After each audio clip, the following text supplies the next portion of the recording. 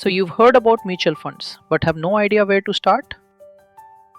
By the end of this video, you'll know exactly what mutual funds are, how they work, and how to begin investing with just 500 rupees a month. Let's start with the basics.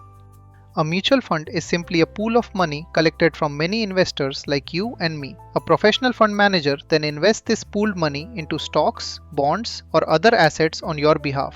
Think of it like a cricket team. Instead of batting, bowling, and fielding all by yourself, you have specialists doing each job. You benefit from the whole team's performance without doing everything alone. Now, why should you invest in mutual funds? 3 powerful reasons. First, diversification. Your money automatically spreads across 50 to 100 different companies. Even if one company crashes, your entire investment stays protected. Second, professional management. You don't need to study balance sheets or track market news every day. Expert fund managers handle all of that for you.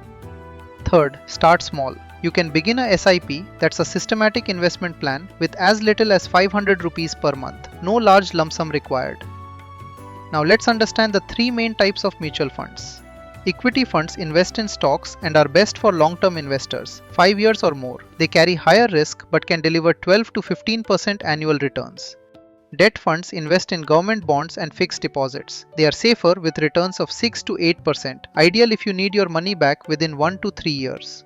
Hybrid funds combine both equity and debt. They balance risk and reward, making them perfect for first-time investors.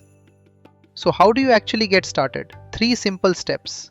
Step 1. Complete your KYC online. All you need is your Aadhaar and PAN card. Takes about 10 minutes. Step 2. Choose your first fund. For beginners, I recommend a large cap index fund. Low cost, well diversified, and proven over time. Step 3. Set up your SIP.